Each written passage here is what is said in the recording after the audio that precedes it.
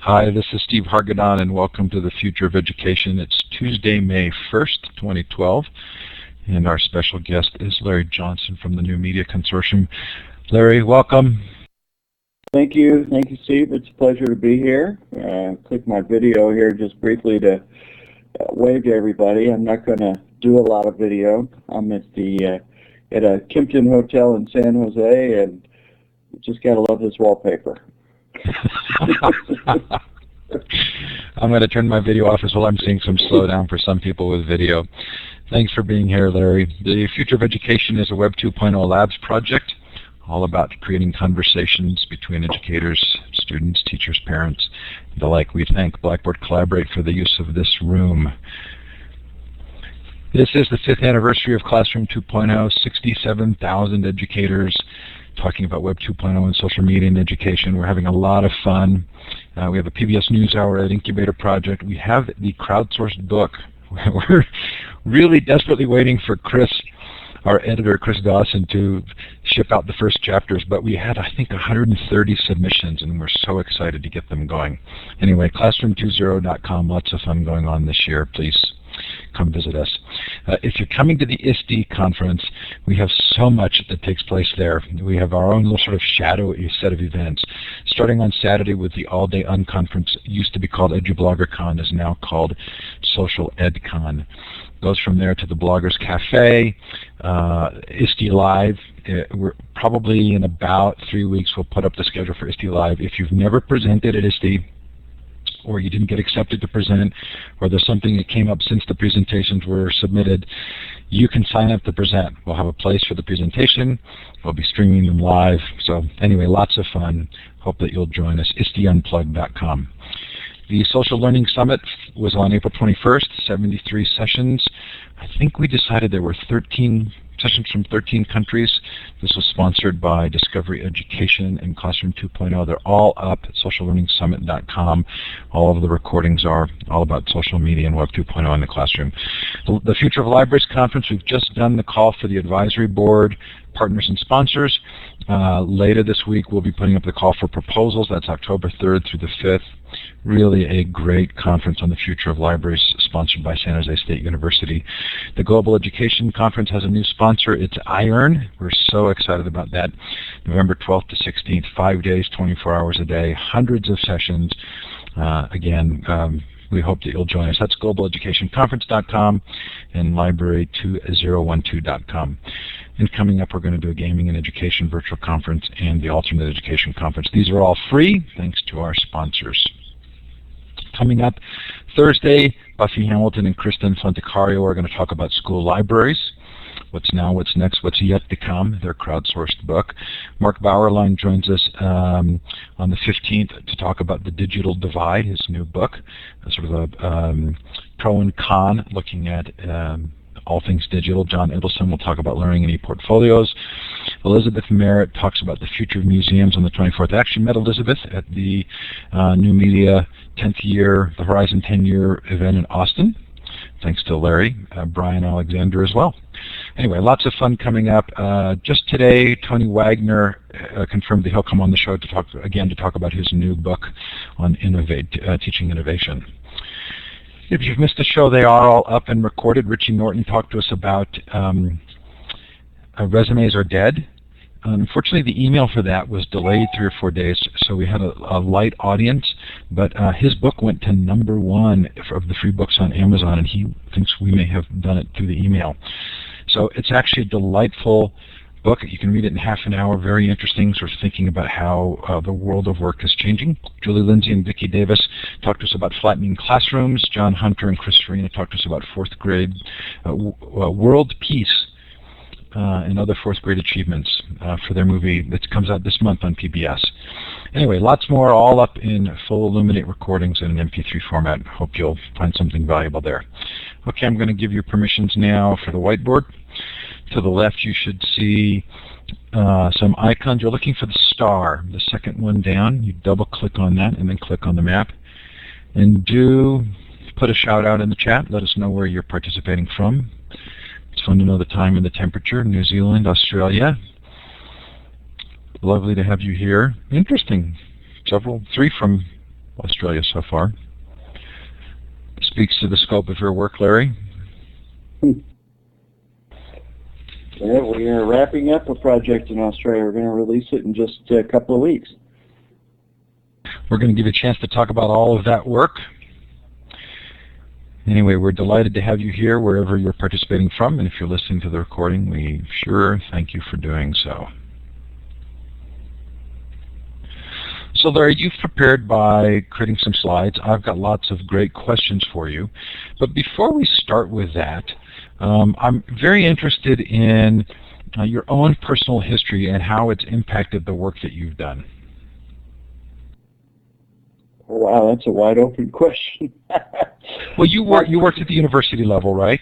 Yes, I did. I was in higher education for many years. I was also working in community colleges and served as community college president. And back in the early days when I was a faculty member, that was when we were just beginning to think about networks. And I was one of those people that would come in the weekend and pop the ceiling tiles up and run wires down the hall so that we could have those early versions of the networks. But it's been an interesting time. The state of education over the last 30 years, which is kind of my perspective on it. We've had a lot of successes. We've really met some incredible challenges along the way. And one thing that feels very much the same as it did 30 years ago when I was coming in on the weekend to pop those ceiling tiles is, I keep wondering, well, how am I going to, cobble together the next thing that looks interesting and fun. Fascinating. Okay, so I'm going to let you drive the slideshow. There are some arrows at the top of the screen, right and the left. Just make sure that follow button is checked up there. There should be a check mark in it, but you can actually move the slides forward. I'll let you do so. I'll ask you to dwell at certain places. Then once we get through the slide deck and have those conversations, we'll come back, do a little bit of additional drilling down, and go to Q&A. Okay, and along the way, I just want folks to know I'm pretty comfortable with following the chat, and so I'll be following the chat in the room, and if people have questions in there, I'll try and spot them as we go. But I wanted to start off with a bit of retrospective and give those of you who are on the call a little context for what Steve and I had planned to talk about for most of the time we're going to do. And that is this project called the Horizon Project that we began in 2002 and just celebrated its 10th anniversary. 10 years of looking at anything is a long time, and 10 years of looking at emerging technology all over the world has given us some, I think, unique perspectives on things, and that's kind of what I want to talk about today. And over that time, this slide actually, I'm looking at, I realize it's already out of date because we are just releasing actually kind of an unpublicized release on this call, the results of the 2012 K-12 Horizon Report, which is being published as we speak. That will take that number to 22 editions, and then we have 3 other projects that are in the queue. So we're going to be going to 25 editions of the Horizon Report in the next couple of months. And the number of translations as well is going to go up to over 40 because we have another 5 in the queue. We've been hard at this for some time, and the project originally began just looking at higher education. That was the world that we worked in, and really nobody was talking across sector lines back then, or at least we didn't know anyone that was doing that. And so for the first few years of the project, it was just purely a higher education project. And we began publishing the reports in 2004. Before that, it was an internal project, just an environmental scanning project. But 4 years ago, we began looking at K-12 education. Keith Kruger at COSN had encouraged us to think about doing a similar project as we did in higher ed for K-12, and it just immediately made sense.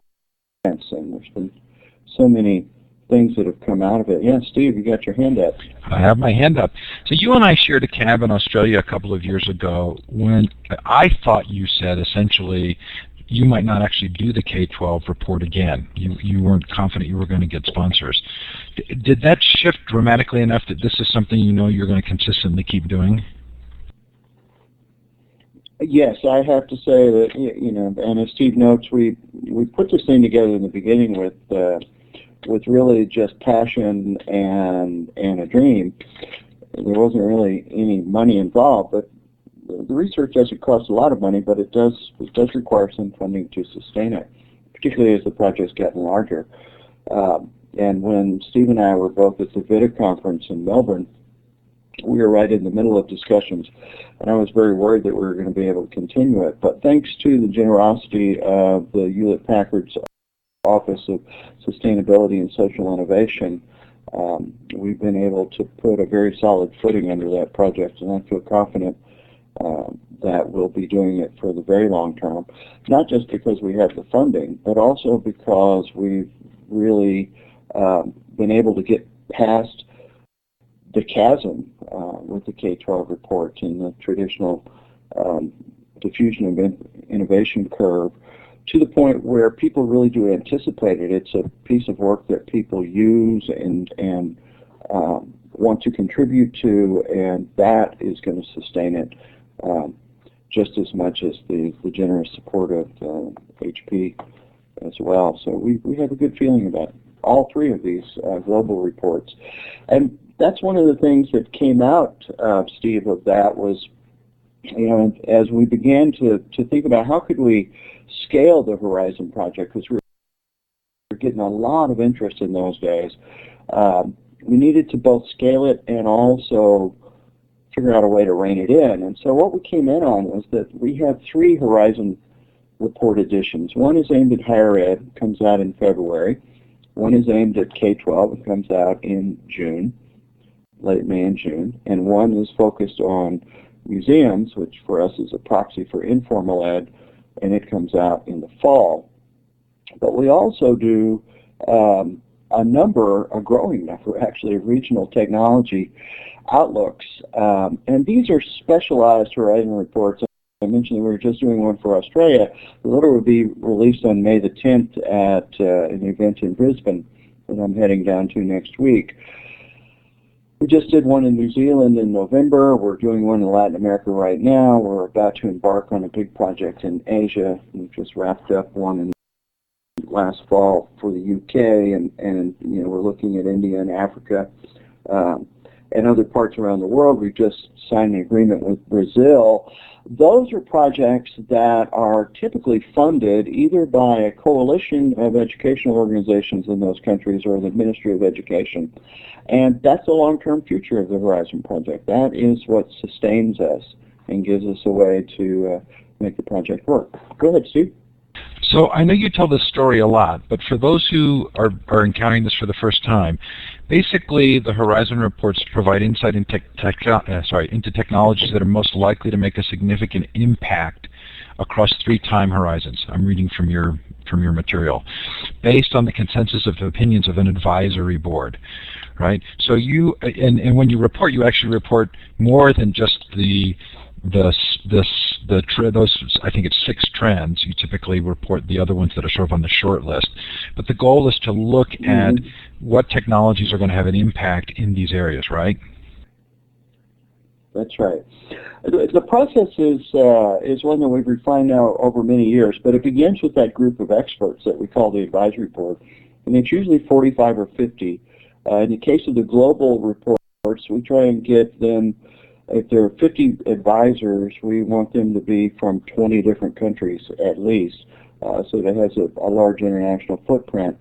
But we look for people from journalism, from industry, from education, people that are educational leaders, as well as people that are in the trenches, teachers and bloggers. And Steve has served on this group a number of times. And essentially what the research is we work with those experts to find out what they agree about. What are the most important technologies that are coming down the pike?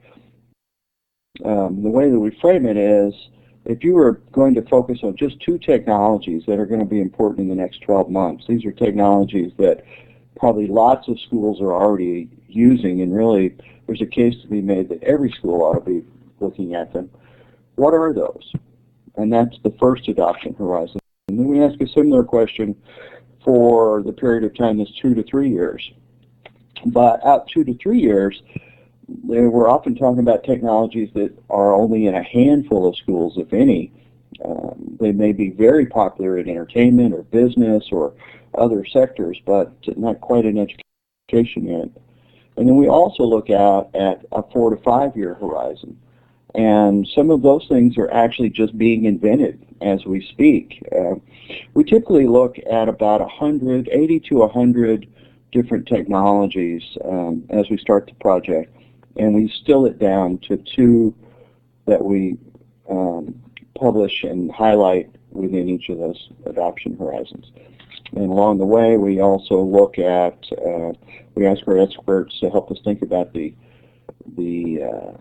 key trends that are going to drive the implementation of these technologies, as well as the obstacles that they're going to have to solve or go around to help them to be implemented. So that's the basic idea of it all. Keep wanting to click the arrow on my laptop here. Now, all of that data that we collect goes into a resource we call the Horizon Project Navigator. And Navigator is an open content, open source database. It lives at navigator.nmc.org. And it has become, over the last 5 years, the largest repository of information about EdTech projects that we know of anywhere. So thousands of educational technology projects there. Now, one of the things that we do to help our advisors all start on the same page is we're very much involved every single day scanning the news, research reports, and relevant research to make sure that we're able to look at 5 years. And we scan, our list right now is about 700 publications worldwide. They're not all in English. We look at Spanish language and Portuguese language, German, French, and other languages as well, along with English, to just have a sense of where things are going. And all of that information goes into Navigator as well. So it's a collection of not only the 80 to 100 technologies that we're tracking, but all the news and such that we have been moderating, and that database of projects. And all of it is available, yeah, there we go, that's Navigator on the web. And if you click the projects link, Steve, you'll be able to go to a map and get a sense of what's in there. Now, what we've tried to do with Navigator is to build it into the actual center of everything we do in the Horizon Project. And so this is a map of all the projects that we're tracking, and if you zoom in on the map, the numbers will disaggregate, so there's several hundred in North America and so forth. And when we get ready to do the first draft of the Horizon Report, this is where we go for the initial descriptions of the technologies, because they're all fresh in here. The list of readings and demonstration projects all come out of here. If we can get back to the PowerPoint, we've made that super easy now with an iPad app, so you can go to Android as well for Galaxy and the other tablets that are about to come out, and it provides a nice little collection, and so you can get the top 10 news stories every week that are curated out of all of those hundreds of publications that we track. Our researchers in the office pick 10 every week that are featured as HZ News. You have a little doorway that takes you into the entire Navigator database from here. Plus, you have access to every Horizon report that's ever been published. in every language that they've ever been published. And that's not free. I wish it could be. We're not for profit, and so we put it up there as a way to help fund the project as well. But every penny goes to support the research. So a little plug there. Yes, Steve, go on ahead. So, Larry, beyond kind of brain fun, thinking about the future and thinking about these technologies, so who's using that app in really practical ways? We don't have as good a data about that as I wish we did. We know more about it with the higher ed community that we work with most closely, and it is used primarily for strategic planning. And so, as schools and universities are thinking about where do they want to spend the technology money they do have, they very much look at it in a couple of different ways. They want to think about what those trends and challenges that we identify mean locally, but they also want to reflect on and understand the technological developments that we're highlighting in there as well. So it's primarily a technology planning tool. Why don't we take a look at what we've just found? Maybe this is a good place to transition to the results for this year. What I've done on this slide is I've compared what we came up with last year, 2011, with what we've come up with in 2012. And there's some interesting developments here.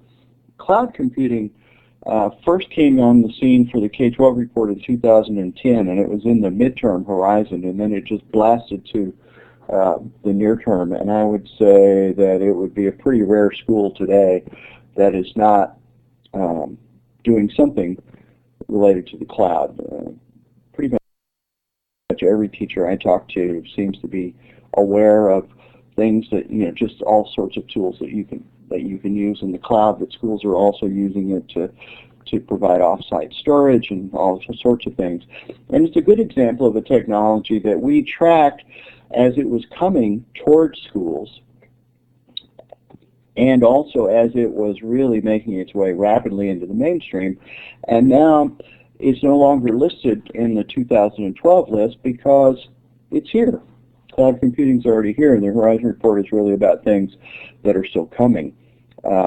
Mobiles is one that's been in the near-term horizon for a while, but the darn technology just keeps changing all the time. And the thing that has really made it interesting last year and this year, of course, is the emergence of the apps as a way to extend the utility of these devices, and then tablets with the iPad kind of leading the way, creating an entirely new category of technologies. And so in 2012, we see both of those really dominating the near term, and that's really what I'm seeing out in schools as well. You got to comment on that, Steve? Go ahead. This is what I do, sorry. Okay. So there were two additional technologies that were in the 1 year or less short list that you chose not to put in. Well, they were not. It wasn't me. It was the experts. It didn't make the final cut. We do a series of rankings using a process called the Delphi process. And first we get to a list that Steve's referred to as the short list, which has 12 technologies on it, and then we reduce it to the final set of 6. But yes, the ones that fall off the list are pretty interesting as well. The higher ed report, you actually did an editorial bit where you said, even though the group came back with this, we don't think it's realistic. I think it was social reading. How often does that happen? Yeah. That doesn't happen very often, but it's one of the strengths of the Delphi process that we use. And when you work with a group of real experts, they're often out inventing things, all the time. One of the reasons why we want them is because they're so clever and creative. And ideas come up, and social reading is a good example. It's got such a great name that in the initial ranking, it made the cut, and so it became part of the short list. But what we do with the short list to make sure that the ones that get in the report are really valid is we take that list and then we go out and we really research it. So we want to make sure, for example, if social reading is going to be something that we're going to say is important, then our expectation is that we're going to find considerable research supporting it. We're going to find news stories about it. We're going to find demonstration projects, because very few technologies originate in education. We adopt them from somewhere else. Now that's not universally true. There are some notable exceptions, but in the case of social reading, we realized this is still a concept. It's a great concept, and the notion is really compelling, which is why people liked it, was that the students could sort of merge their reading assignments with social media so that they could have live, real-time discussions even outside of school. It's a cool idea, but we didn't find anything to support it. So as we went back to ask for the final cut, this is part of the process, we revealed what we had found. In fact, we do that both when we find a lot of interesting stuff. The voters find out about that, but they also find out if we don't find anything. So I know you're going to get to the wiki, but Craig is asking in the chat. Oh, I'm sorry. Is there a link for social reading?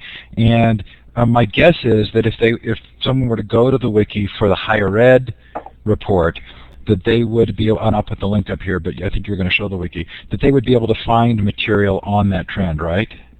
Well, they could find the discussions that led to it, and let's see, that would be Horizon. Wasn't really prepared to go here, so give me a second. I put it in there. Oh, okay, good. I'm looking here for research question number 2.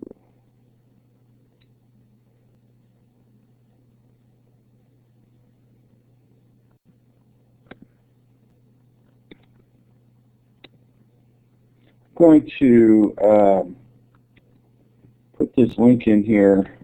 Let's see. That is where topics like this come up.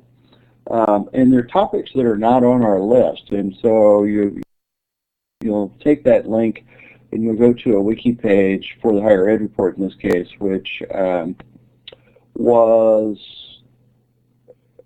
the answers that our experts had to what key technologies are missing from our list. And so we had things like flipped courses, which is going to make it in next year's report, I'm pretty certain, because it's just starting to get very, very interesting.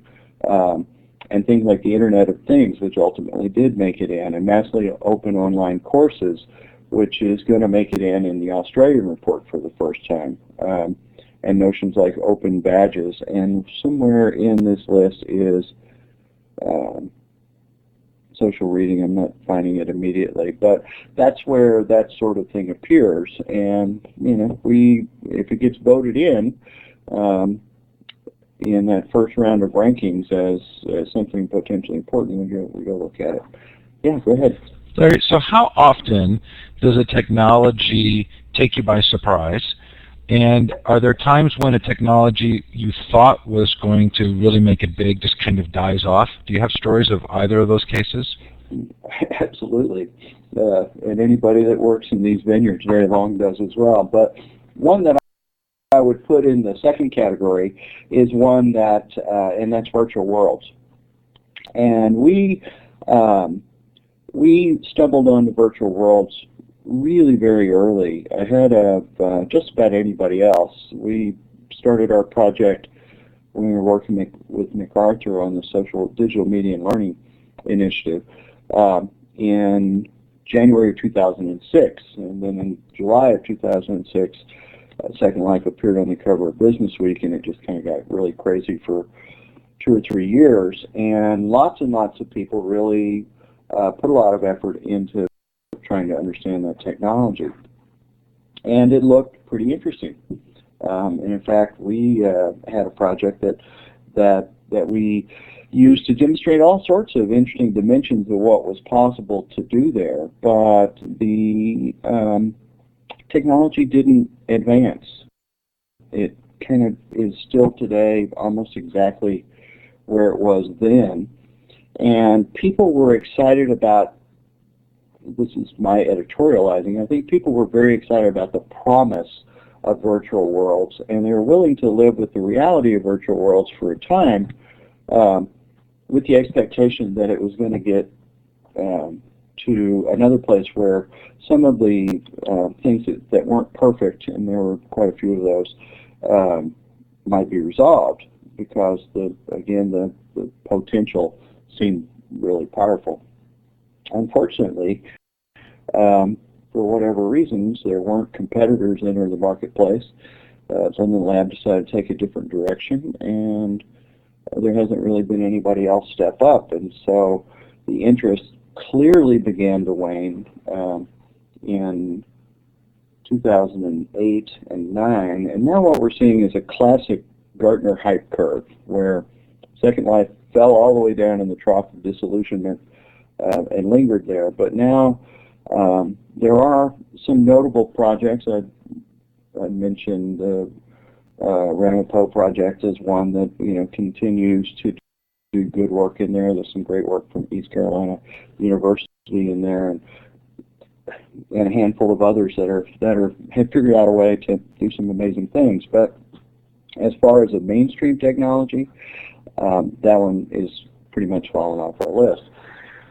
Cloud computing is one that came along so strong, so fast, that we were barely able to write it up before it was already upon us. And so, you see both, which is why it's very important to do the extra homework to make sure that what we're reporting on is real, and has a valid potential. The good news is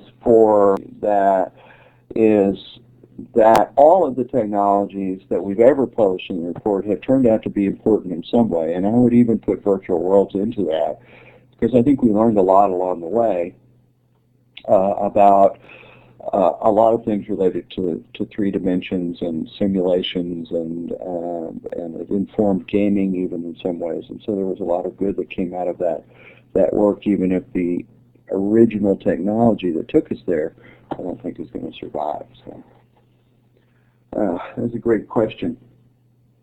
There's another one that's on this list that is similar to virtual worlds. Augmented reality has some features that can absolutely overlap with virtual worlds, although there's not the notion of an avatar or identity, and some of that stuff is not in here. But that has been on the higher ed side on the list for a long, long time, and remains on the list here in 2012 for K-12 as well. Yeah, see? So Ruben, I don't know if I'll say his last name correctly, Puentedura, gave a talk in Austin that just blew me away. And it was about sort of the evolution of mankind and how old things were to us as a species, starting with social much earlier than mobility, visualization, storytelling, and gaming. Has that talk held up for you? Have you looked at some of these trends through the lens of that talk, and does it make sense? Do you think he has on to something? Ruben's one of the most brilliant people that I know, and so absolutely, I recommend people go to see that video. It's on YouTube, and you can just look up Ruben's name, or look up 6 minutes with, and a list of NMC 6-minute videos will come up, and Ruben's is one of them. But what his point is that there are archetypal tools that humans have used forever. One of them is storytelling. It's a way that we capture big ideas and make sure that we preserve values and methods, and all sorts of things get embedded in the story so that they can be preserved and passed down through the generations. And his perspective was that tools that become mainstream by and large touch these archetypes, and they solve essential needs, in this essential in the sense of essential to being human sorts of needs, and it's really a compelling idea, and resonates, around a lot of the choices that are on this list. So one that is interesting in a way like that is game-based learning. Game-based learning has been something we've been following since 2005. So for 7 years we've been following game-based learning, and it always seems to be just over the horizon. So much promise, so much potential, so many people interested in it, and such interesting real-life, practical examples of how people have used it well. But it still just hasn't quite tipped, and we talked about that in the report this year. But one of the reasons why we keep it in here is because of the kinds of reasons that Ruben talks about, because games are one of those archetypes. It's a way that humans learn. It's a way that they become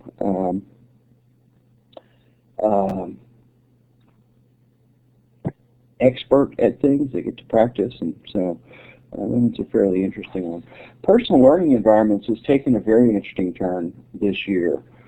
We've been following that one for a number of years as well. And for the first few years, in fact, 1 year, we had to advise people that really there were only 2 papers that we could find that were about PLEs, and there just wasn't anything else out there. That was back in 2009. And we couldn't recommend it for inclusion in the report that year. But work has continued in developing these ideas, and it's a compelling set of notions that has been mixed up from time to time with other notions like learning management systems or e-portfolios, and there are groups of folks that define PLEs in terms that make them either fit very nicely with an LMS or an e-portfolio, or actually be a variant of one of those. But what we began to see this year, and I think it's really an outgrowth of apps and the way that you can assemble such a personal collection of software tools in ways that you never could before, because now it's very inexpensive, very accessible. Many of them are free, and people have begun thinking about a personal learning environment perhaps being your own personal collection of tools and resources that might look very much like what you have on your iPad. It's an interesting idea, and a brand new breath of air into that topic that's got a lot of people excited. So that one has moved up in time because it's now got some momentum behind a way that people can see how to implement it. And so there's the list of technologies. Why don't we move on to talking about trends, because where we like to get to before we're done is to really talk about the really, really long-term trends. But we look at trends just as significantly as we do as with technologies. And so the trends for the coming year that were identified, there were 6. Actually, they identified about 24, but these are the top 6, and they're actually in priority order. And they're interesting because there's only really one of them that has much to do with technology. The first one is really just an acknowledgement of how the internet and the ways we use it has really challenged us to rethink what an educator is and what an educator should do. If you're able to go and find all sorts of facts at a push of a button, what does that mean for us? Well, I think we all have very substantial answers to that, but the fact that it's the #1 trend, I think, is telling. BYOD, very much a topic of conversations everywhere I go this year. And it's being driven by tablets as well as smartphones. And let's face it, economics, as schools are having to make harder and harder and harder decisions. Some school districts, I feel pretty certain, would have pretty close to 100% of the kids have a pretty nice laptop. And certainly there are other districts where that's going to be more like 20%, and maybe they're not that nice. But if we could figure out where to put the money so that everybody had an adequate one, whether some brought them or some of them had them subsidized, that's how those discussions are going on. And it's creating a lot of interesting conversations around policy as well, because mobile phones in particular have always been viewed, in fact, one of the biggest challenges to mobiles has always been their potential to disrupt the classroom, and not in the good way. Go ahead, Steve. I figured you'd jump in on that. So actually I was going to ask a different question. I'm interested in the degree to which it feels as though technology underlies these larger social trends, but is not the core trend itself. So is this new? Have you been doing trends for 10 years, and have you seen a change in what you consider to be a trend, or have your trends always been sort of less technological? I think they are changing. I think they're becoming less technological because we're getting to the point where the technology is becoming more and more transparent. And even as, if there's interesting things that we want to think about, and having a frame of augmented reality makes that possible to think about it very specifically, the way that education is changing is not something that augmented reality is going to really play a huge part in. It may be an interesting way that we solve some cost issues with chemistry labs or physics labs or some other things, but there are other pressures out in the world, and that wasn't always the case, because it hasn't been that long ago that we didn't even have networks in schools, and so when we look back over the last 10 years, there really was a lot of building out that had to be done, and so the trends were much more focused on those sorts of things. And now what is interesting to me is how, for example, the third one there, education paradigms are shifting to include online learning, hybrid learning, and collaborative models, is, as much as anything, not a response. I mean, certainly that's because the technology supports it, but it's also because those are strategies that alternatives to traditional education are embracing. And there are some successes being seen with some of those, and so that's opening the door to thinking about, well, how might those be used here? And likewise, the last one on challenge-based active sorts of learning approaches is similar to that those are very much enabled by kids having 24/7 access to the internet and multimedia web-enabled machines, but it only works when those are really more like pencils than anything else. It seems like there's a little bit of a feedback loop here. That the technology enables the shifting of the narrative. The shifting of the narrative opens the door to using the technology. Do you think that's sort of a self-reinforcing feedback there? Well, I hadn't really thought about it, but yeah, it's certainly bound to be some of that in what's going on. Certainly, as the way that Doug Engelbart used to think about technology was that it augmented human capability, and if we buy into that, which I think I do, then it makes sense that as our capabilities increase, our options increase, but we keep coming back to wanting to have tools that will help us to continue to augment and expand those capabilities. So certainly bit of a feedback loop in here, and haven't been very good at scanning the chat questions, and so I'm trying to bring them up as they come up. The only one I think we missed was there was a question about differences between your results based on geography. Are there differences in the kinds of results you see? That's one reason why we do the regional reports.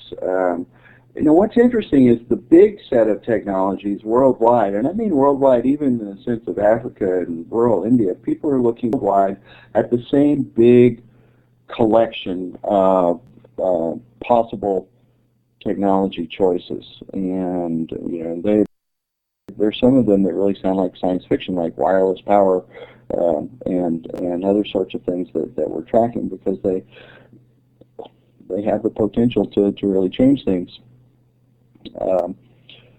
and they're interesting.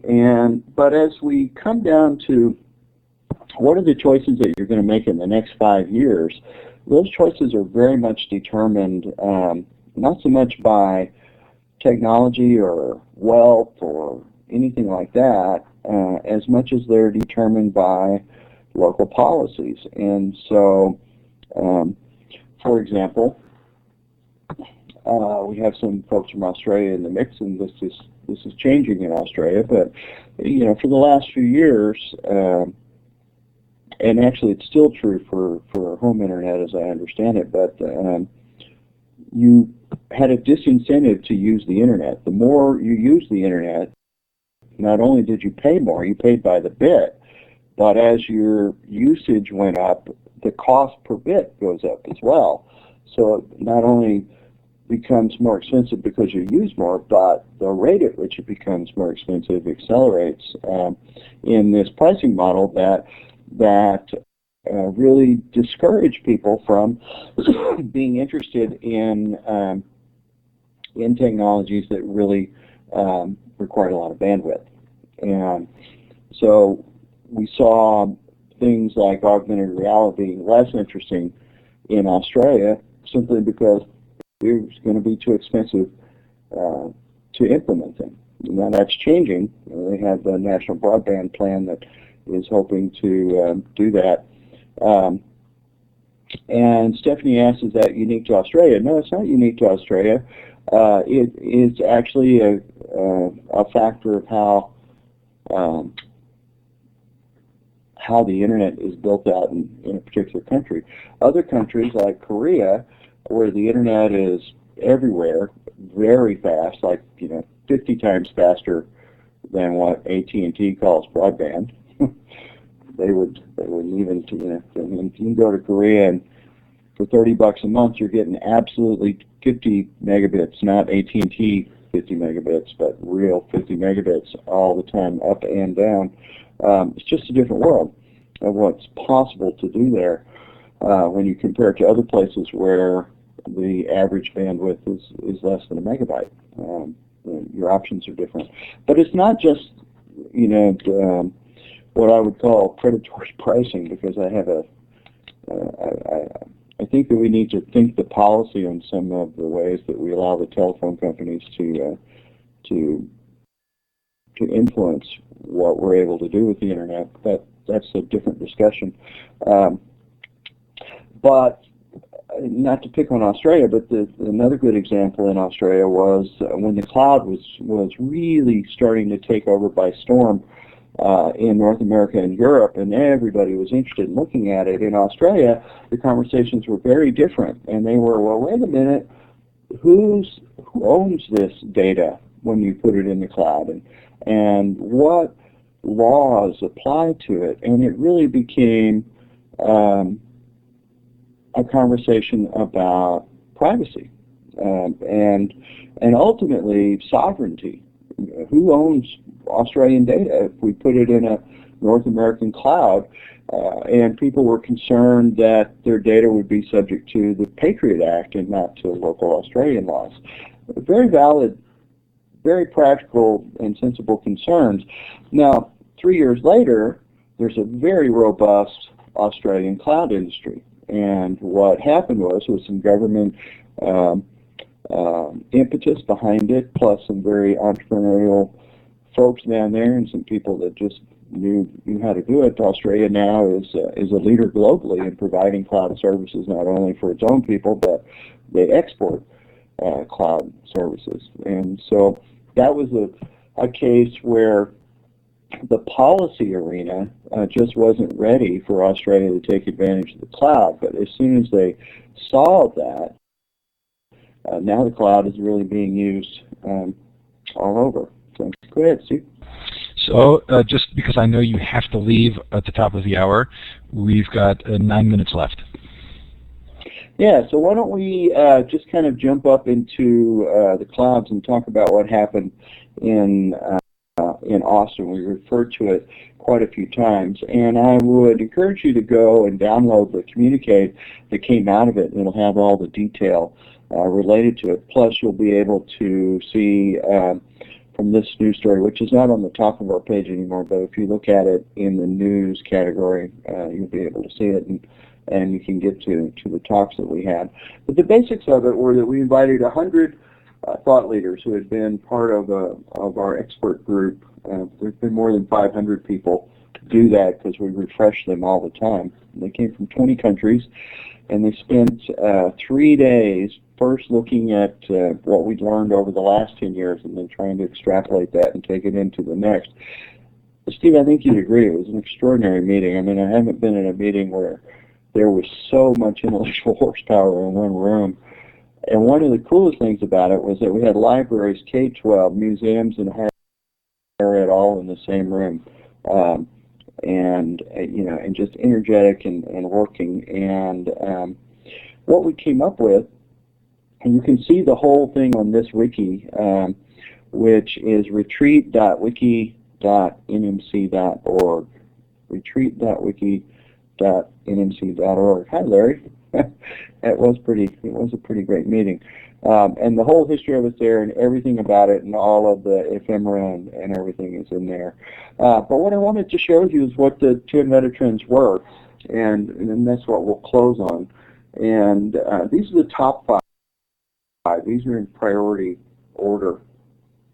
The world of work is increasingly global and collaborative. I know Steve would agree with this, that his and my job, we're working all over the place all the time, and most of the people I know that are working for multinational companies are doing the same thing. You can be in a work group and you're going to have somebody from India and somebody from China and somebody from the UK and somebody from South America, all of them contributing, and you've got 5 people in 5 very different cultural groups represented. It's an interesting time. I feel that this is a very positive trend, but it has real implications for the way we help our kids learn to work with each other, I think. And then the second 2 are really about that work is not really bound to a place. People expect to be able to work wherever they want to, whenever they want to. And increasingly they're doing it over mobile networks. We spend a lot of time thinking about that. Deinstitutionalization, yeah, it's on the larger list, and I think that it's kind of a thread that's weaving through here, and part of it is this notion of openness. And one thing that came out of this very powerfully for me was that I've been thinking about open content, open data, open educational resources. All of those terms have been in the stew for a long time, but over the last couple of years, it's really shifted to become merged with notions of transparency and open access to data and information. And you think of the Arab Spring and some of the things that have happened over the last few months. It feels like it's moving more to a value for education. And if that's the case, then how do we plug into that?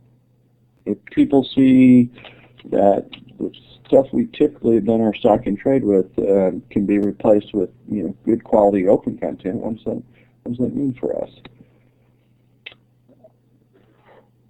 And then just some of the basic things that help things work. Like there are reasons for there to be rules about ownership and privacy, but I think everyone would agree that there's a lag between what people are actually doing, and I'm not just talking about piracy, although piracy is one dimension of it, but I'm also talking about sharing, which is kind of another way to talk about the same thing, only you want to do it. It's different. And then challenges that we see everywhere, particularly in countries like in Africa and India, challenges of access and efficiency and scale are really, really moving to the forefront. And I think a lot of people in that room would agree that we're going to see some really remarkable innovation over the next 10 years in this dimension, but it's going to come from those parts of the world. It's not going to come from us.